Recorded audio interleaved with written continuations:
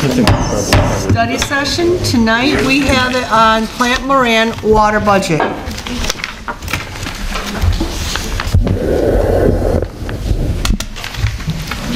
Council Chair, before we start, Councilman Muscat? can I ask a question? Is this the public meeting for the water budget? When you say public meeting, you mean a hearing? Yeah. Not necessarily. This is, there was no advertising as a public hearing, but traditionally, Plant Moran has come in and presented to the council, and then you've taken action on the budget afterwards. Okay, because it was brought to my attention that we, are, and don't know if it applies to us, that a public hearing should be held for a water budget. I'm just bringing that up. So I'm just bringing that up, so. I don't know one way or the other. I know in the past I've never heard of it, but it was brought to my attention this time. Yeah, I think Chrissy's getting Gary. Do you know if there's a public hearing required on the adoption of the water budget? Not that I'm aware of. I mean, it's not something we've ever had an issue with. No. And years, we always used to have it in December. I can check into it. I unfortunately don't know right off the top of my head, but I'm not aware of any. What? I was sent an email today by a concerned citizen that said that we needed a 120-day notice to have a public hearing on the water budget, and it was there was a state mandate on it. So that's the only thing I'm questioning. If you can look at Did it. you forward that email? I will. And it's funny is I'm trying to look back for it on my phone and I can't find it on my phone. The one problem that if we have to wait 120 days, I can tell you the rate's going to go skyrocketing. Because this normally gets approved during the winter when the rates, so it doesn't affect people greatly. And if we wait another 120 days. Yeah, I would say the model with where the rates are at now would be good, continue to be good if you implement by probably about March 1st. Okay. And I think anything beyond that would require an assessment. Councilwoman Hicks I have a Clayton. follow-up, because we're with Great Lakes Water Authority. I thought by the contract, and this was a couple of years ago, so I'm going off my memory, I thought there was a cap there of 4% from them. Now, that's from their costs. That doesn't include all the other expenditures or liabilities the city of Dearborn Heights has. It's figured into our rates, like water main breaks, water loss, equipment, et cetera. But doesn't Great Lakes Water Authority have a cap for us? Because that was per contract? They reevaluate their rates each year and they kind of revisit the calculations. Did you want to? Well, I was going to say, the rate is not just what we buy purchase water from Great Lakes Water Authority. It also includes the sewage disposal for DUA and also the city of Detroit. And then the maintenance of all the lines are internal costs. I was going to say, DUA does have a 4% cap each year. Yeah, and I figured they did. But like you said, Mr. Mayor, there's a lot of other expenses that go into the water rate, and that includes the maintenance of equipment, capital outlay. Yeah. We lose water through the sewer lines because we need infrastructure upgrades, meters that run slow and aren't accurate. There's a lot of things that go into water rates that we need to understand. Okay. Go ahead. Do your presentation. No, let's move forward and get this going. Still could forward it. This is a question right here. And then we'll save our questions till the end. Determine Okay. rate changes pursuant to. Well, good evening, Council. Mayor, thank you for having us. May not. As we sort of start discussing, we're engaged to help the city compile your water sewer rate model. Take this. And just to clarify the process and the engagement as it's structured.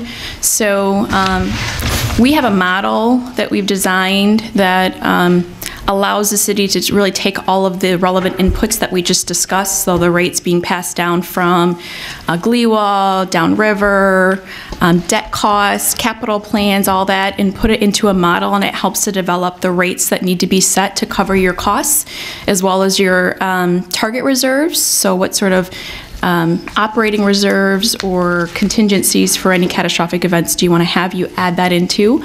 The way the model works, it's done over a 5-year period, and it's really like a cash model to figure out what cash needs to be generated from the rate to cover all those costs and to have the ending cash balance that you desire, what your target level is at the end of the 5-year period.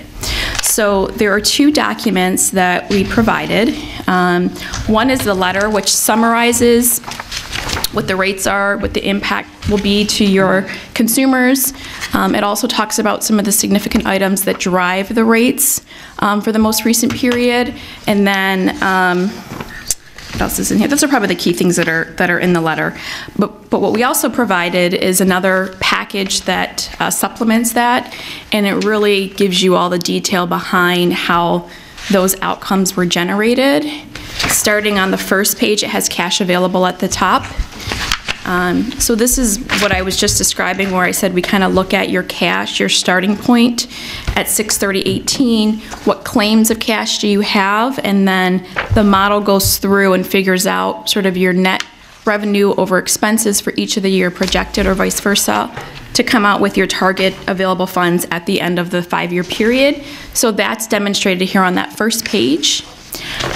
All of the support, all of the schedules, all the calculations are attached.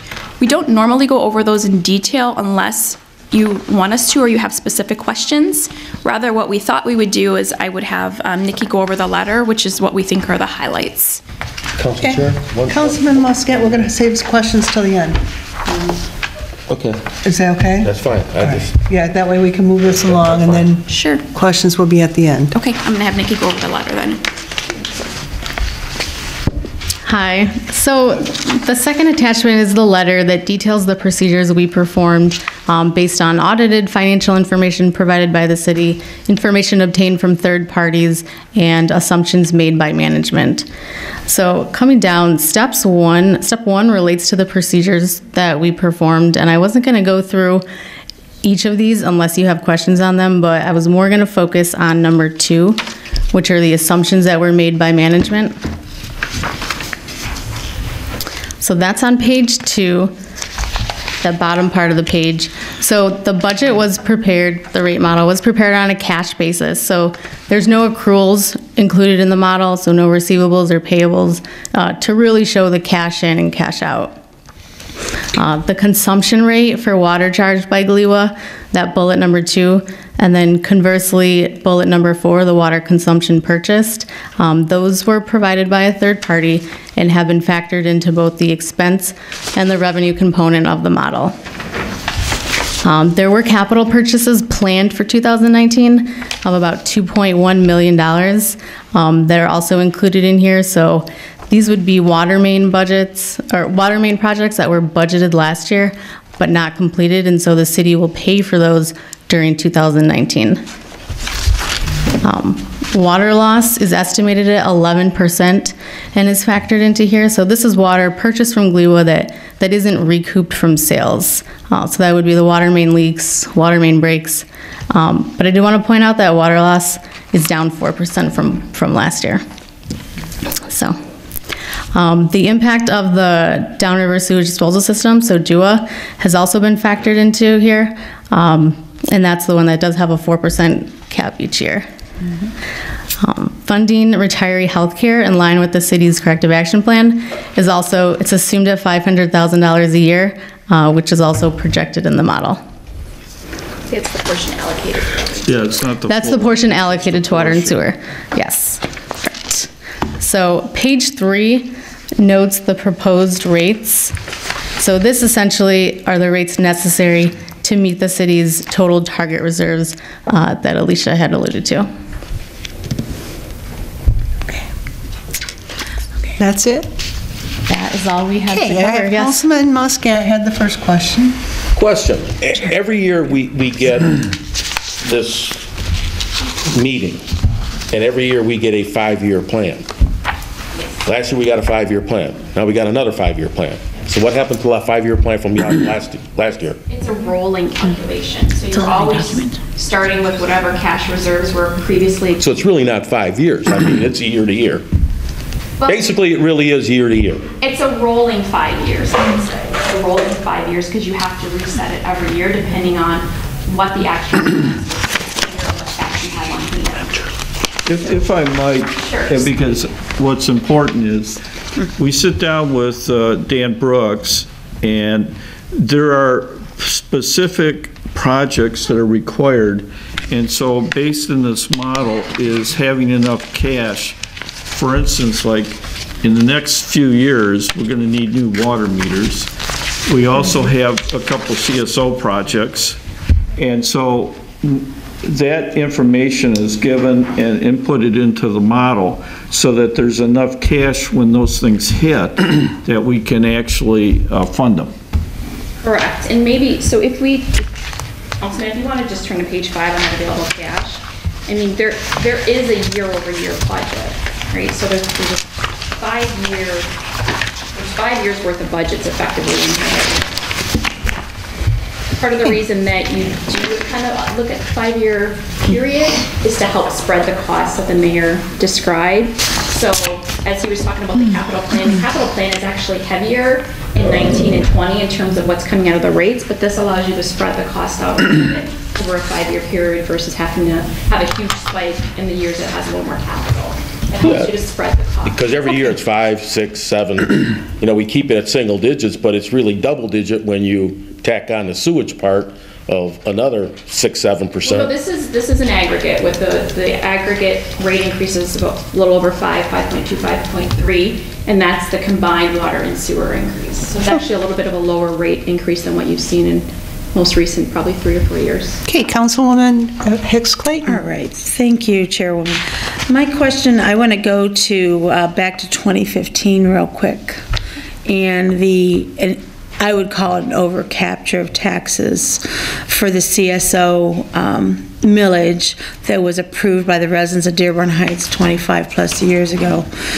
And that amount at that time was a little over $3 million. And we had a Miller-Canfield opinion letter on what that could be used. It needs to be used to the letter or the intent of the language on that ballot question for purposes of CSO, et cetera. My question, because it is a restricted fund as such, when I'm looking at it, I'm trying to see where that is that under our special levy? Where, I'm wanting to see what the balance is what I really want to see. 6/30/18, the balance was about 3.9 million. 3.9 million. We've used, John, am on I the correct, cover. about half of it? I don't off the top of my head, I didn't. So it's I 3.9 think we've million? used half of it for debt already at this point, but we're using as much as we can, as quickly as we can. Okay, Councilman Abdullah. So I got a question. So I understand you just mentioned, Mr. Mayor, that we're using about half of it, but it's still at 3.976. So we're talking about $4 million right now available. And then an increase right now of the water bills of proposed increase of 5.93 for the water and 4.75 for the sewer, at least based on what I'm looking at. The question to you is in my business, consistently when people are looking at houses, you consistently see complaints about the city of Dearborn Heights having some of the highest water rates. Yet we all get water from pretty much, at least here locally, from the same source. So the question to you is, number one, why do we have some of the higher water rates, especially when you compare the city that comes to mind right now is like Dearborn? We seem to have quite a bit higher water rates. Why are we asking for an increase again? And then on top of that, we have, and I know the mayor just mentioned we're going to use about half of it, but we have about $4 million in reserves. So those three combined just don't, and I don't know, in my brain at least, it doesn't add up as to how we would propose a price increase.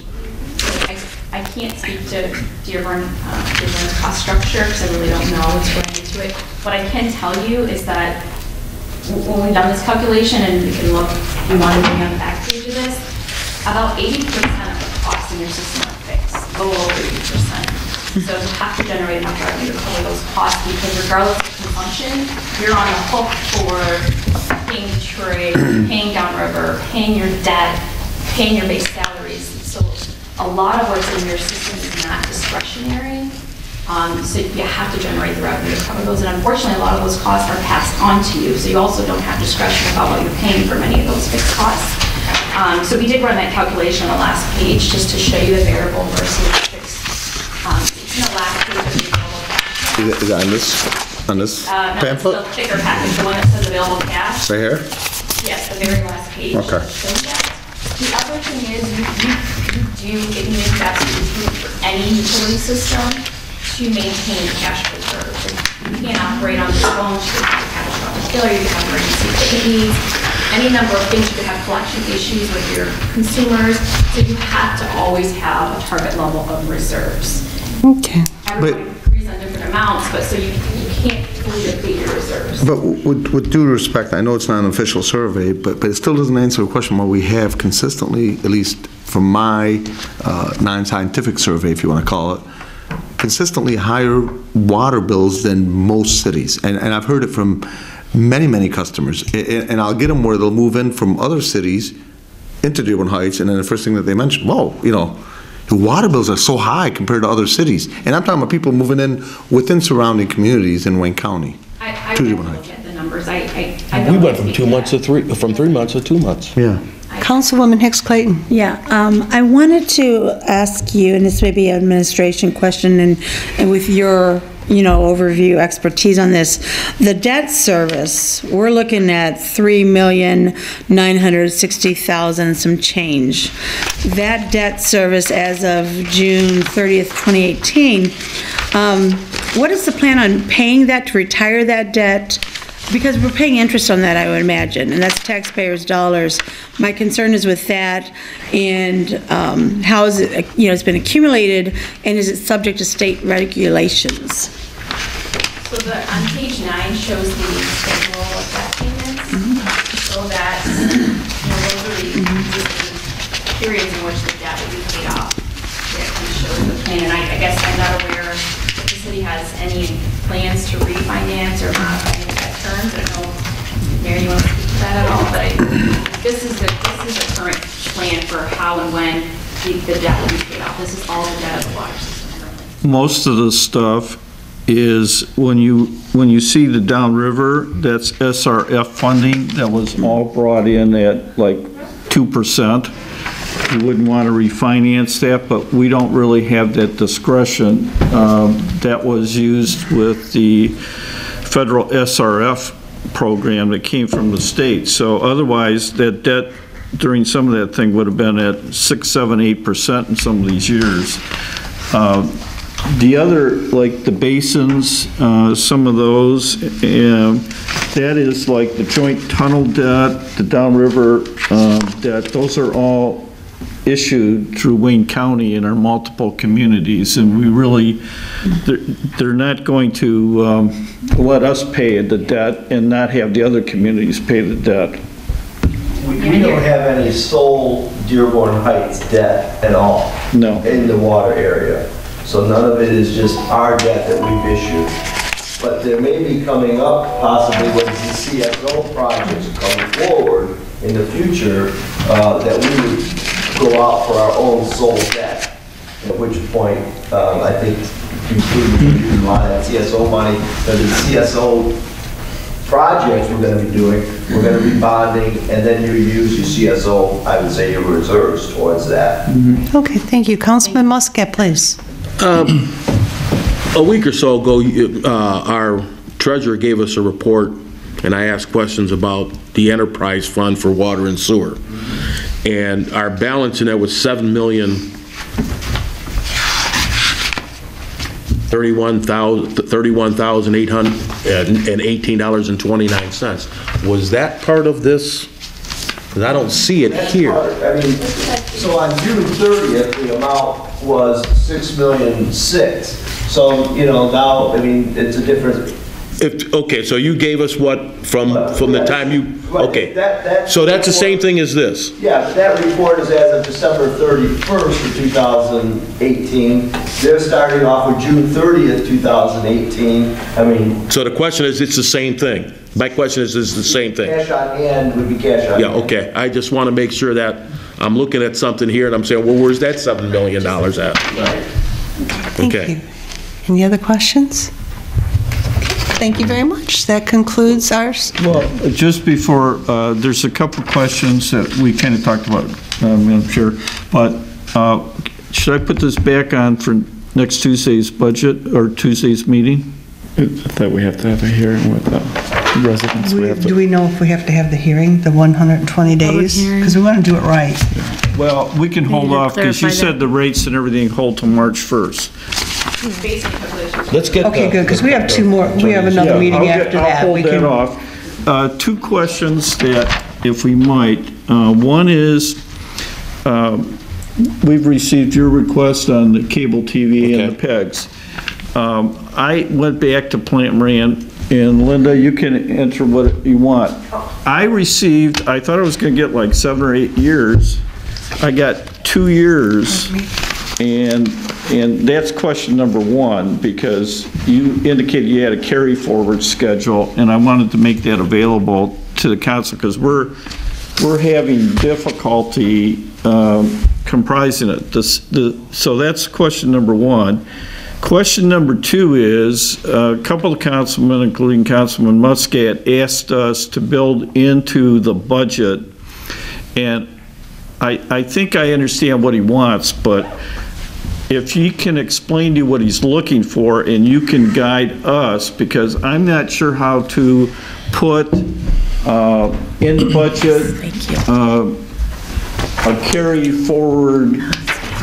Budgets usually show the revenue and the expenses for the year, and they're looking for some kind of ongoing restriction accounts and formalizing that in the budget. And I'm not sure how to do that, but if you have a suggestion, I certainly... Talking about water? The PEG fund. Anything. No, it's just... restricted funds. Yeah. So that was kind of question number two.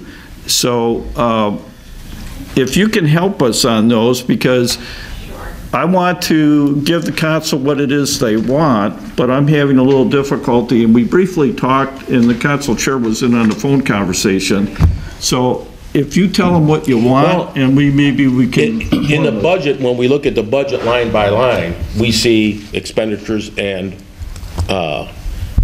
revenue, but nothing ever tells me what's in the restricted fund. Okay, like if they're like this past year, it was a total shock to me that we had I think there was $90,000 in the restricted fund for PEG. Never once saw it. Now it may have been in your audit report, right? Down in some page down, but that's not transparent to the general public. It's my fault if I didn't see it in that paperwork, but what about the general public? Mm-hmm. There is no transparency. Now, we've been led to believe for years we had no money to fix our cable TV stuff. So now all of a sudden there's almost $1 million sitting there, and I almost fall off my chair. Is it possible you can go back in time and look at the individual years and give us some kind of report telling us and showing us the history of it through time from 2004 to now? I don't know if we go back quite that far, but because I'll have to check on our record retention. We go at least 5, 7, 8, 9 years back. So what we have received from your comptroller's office, just so they do track the ins and the outs. So I can go back further. I don't think I realized Linda, I just submitted to everyone. This goes back as far as I could find in my computer on our network. From 2013, you'll see one for 13, 14, 15, 16, 17, and 18. I didn't get to you because you were in the computer. So that's just the allocation of what we gave Plant Moran. I also have pulled out of storage all of the receipts for the revenues as far back as we can find if you really wanted to see the physical receipts. Yes. Yeah, if we can get copies of those, that would be great. There's a lot there for copying, but yeah. That's okay. So that would be part of it for you. When you're talking about PEG funds, just so you know, PEG is only 1% of all that franchise revenue, and that's why when you're looking at this report that we've given Plant Moran, and they reconcile with us, equipment would be the PEG that we could use actual PEG money for, and operations is the rest of the franchise money. So when you're looking at as of 6/30/17. yeah, well, if you look at the 18 one, which is the last one that they Yeah. just audited, they're saying that there's $42,000 that can be spent on equipment, and the rest of it is earmarked necessarily for What page is operations. that on? It would be this thing, it's like the Second to the last page at So the at this bottom. point, we're kind of getting off our water budget because that's what was scheduled here. Thank Yeah, you but for I the know you were information. talking about Right. wanting We to can, discuss it, if you but- want, we can discuss it further at the next Study meeting. session. Madam Chair. I don't want to get off the water budget because We we're should still. schedule a separate study I think session. for this, yeah, we deserve, yeah, you deserve to have a separate one so you can explain it. So here it is. Thank you for Sure, this, by the thank way. you. Schedule. Madam Chair? Yes. Violation. If, Anyway. Councilman Bazey? having a sidebar conversation over there.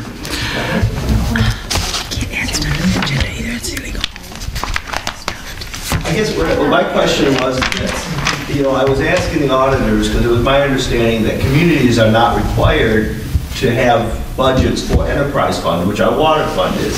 And so I guess I'm kind of going to the point, if we're not required to have a budget, but we do because it's a prudent thing to do, you know, is it possible that we probably wouldn't need to have the public hearing because, again, we're not really necessarily required to have an adopted budget.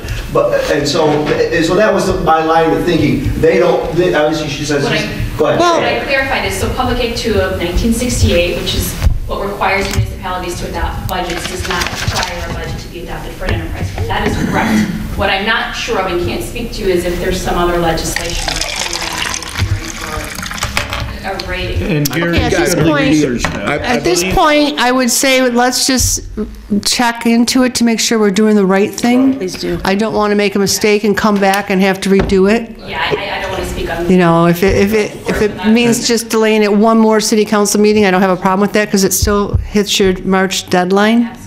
Council Chair? Councilman. Just one more question, and I want to go back a little bit if I possibly can, back to the overcaptured tax money on the CSO and what we're allowed to use it for, okay? Again, I get myself, we can only use it for one thing, or we can use it for to pay off our other bonds or other structured debt that we have, and I'd like to know what we're doing with this. I mean, I just see it sitting there year in and year out and year in and year out. We're using it, but John Riley and I, That front page, you were showing we're using $150,000 each year to come down. And on Come down the debt from- program, from the amount, and on the, if you look on the debt schedules, it shows the CSO payments.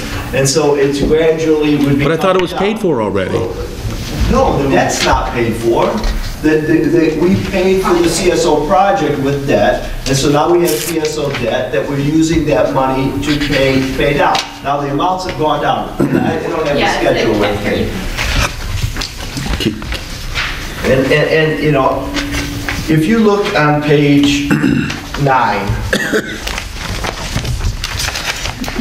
I guess that's the list of all the debt, right? The cash available pages. This is, It's in the cash available. yes. Right. Page 9. You see that line Okay, at that's the the top. schedule of debt payments. All of the debt above the line is CSO debt. So in 2015-16, we reduced that amount by $1.2 million. The next year was $1.3 million. Well, now those amounts have come down because some of the larger debts have been paid off. And so if you, those same numbers refer to on their schedule as the amounts for CSO being used each year. That's right on page 1. So you see the $3.9 million, you see the 146 coming off, the 154, and all that, which ties into this same schedule. Okay? So that CSO money that's sitting in that CSO fund of the, what I'm going to call the overcaptured $3 million, whatever, however you want to call it. Yeah. You're taking money from that to pay down the debt. yes. For the CSO. Okay. That's what it was. That was And originally. when debt. do we know when the final payment will be made? No, but what I think, like what I was saying, is that we have additional CSO projects we're gonna have to bond for. And I don't, you know, if you wanna go into that with Dan Brooks now, some of this may be. I was not part of these incorporation of this budget, but I have had conversations with Dan about future debt necessary, because we have future CSOs that are dumping into the rivers that we're gonna have to do large projects on to pay for. The initial one, I think we're gonna have the cash to do, but the future one, you're gonna have to bond for. And at that point, you would use the CSO money to pay the CSO debt on exactly what everybody had agreed that we were gonna use the money for. And the attorney, in his opinion letter, said this was collected from taxpayers for CSO. So it can only be used for CSO. Now, we know we got projects in the strip area that are coming up. Three more projects. So, Very expensive projects. yeah, very expensive. And John and I had a discussion with the attorney a few months ago, I think it was. And I asked him, rather than go get new debt, could we just use the amount in there to pay for the project? And he said, no. The money was collected for debt, so go ahead and get the new debt, but you could use, after you get the debt, you can use these funds to pay off the debt, if that makes sense. But he said we could not. We could pay off other debts once we pay off this debt. Other CSO debt. The intent of the language. It's got to be CSO. I think if you don't have CSO debt, you can do other debts. Yeah. And eventually get to general fund debt, which I don't think would be the prudent thing to do because general fund and water are separate. Yeah. I mean, we had a copy of the letter. Why don't you can have the attorney? Yeah. Canfield letter. Okay, all right, thank you very much. I think, any more? Okay, that concludes our study session. Good night. To the public? Oh, do you have? Oh, yeah, I'm going to open it to public comments, sorry about that. Oh, it's late. Go ahead, name, address, and please limit it to 3 minutes. There is a copy of Miller Canfield opinion. And that's the 3 things you can pay the CSO money to, right there.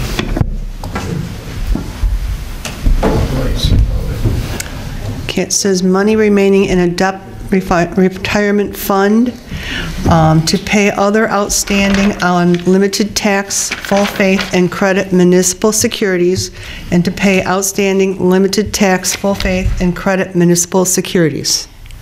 So we don't have, I mean, those would be more in the general fund area. I don't think you want to use water. You don't want to use water for Pay general fund. No. I don't think that would be. No. I think it would be prudent to keep it in the water and use it for water, future water debts. But, I mean, you guys are in control. You can have the attorney come. I don't want to speak because I'm not an attorney. You can have him come here and please explain the opinion to you. There was also talk about getting a different attorney too, if you recall. Right. Sure. Okay, well, go ahead. Do you have public comment? You have 3 minutes. Yeah. Name, address, please. Zuhair Abdelhaq, Dearborn Heights. I'm just, I don't know how to describe it. When the city doesn't have the PEG money except for 2013, when resident like me is able to go back to 2003, 2004 on the state side. And I did submit to the mayor detailed money which was collected since 2004 and detailed money which was spent according to the budget on a PEG. And I still stand by my word that there is $1.395 million which is not showing for. I believe it went just to pay other things and used as cash flow, which again deprived the resident from having a studio, having cameras, having what the money was for. And about the water, we pay a lot higher than lots of people around us, surrounding communities. They pay a lot less. We have $7.8 million invested in a fund, Mr. Treasurer, from the water. You have $7 million. You collect in close to $23 million as of June 30th last year. I do have the numbers back there. And you have around $4.8 million in administration fees. I am worried that this fund is used basically to cover other expenses which the city should have planned for it and forecast for it ahead of time. The failure of doing such things is amazing. It's in your hand right now, City Council, to really look where this money going and how we going to plan for the future, so we don't come to a day again that we are short around $40 million for retiree health care, and we never planned for it, we never done anything, when other communities around us have planned for it and done it. It's on you to monitor every penny again. It's on you to ask the right questions, because the residents need to know where this money going to be used and how it's going to be used, and why we have the highest rate probably in Wayne County on water. Thank you very much. Chair, I'm sorry. But as an elected official, we need to follow policy and procedures. This is public comment. I understand, but our policy and procedure, because we as a council, when that was approved, and I mean this respectfully, the PEG money does need to be discussed, but it's not scheduled for tonight. By OMA standards and requirements, if it's going to be on the agenda, it needs to be posted 18 hours. That's why I'm trying to stop all discussion in regards to it, and let's stop it right So we should not be discussing, out now. of all due respect, but I do agree fully, it needs to come back as a study session. Yes, I know that. But that would exclude residents from commenting. Correct. Yes, that is Because they correct. comment on just about anything they That's want. our policy and procedure, that it has to be This is something at the on our resident agenda. point, so actually they can say let's something. move I on. would- I would discourage them. I just want to make sure we're clear. brought the subject, that's why I spoke on it. Understand. No. What I'm Okay. saying. No, you're fine. What I'm saying is you brought it up. You're fine. We're not discussing it with you. You're just making comments, which is fine. Yes. Yeah, in my opinion, it's fine, but. Yeah, no, we're it's not going to anything. try and discourage discussing it tonight, because I know it was brought up, because it really should be in a true, on the agenda, in all fairness. Anyone else from the audience, any public comments or concerns? Please step up to the microphone, your name, address, and you have 3 minutes. My name is Ed Frolick.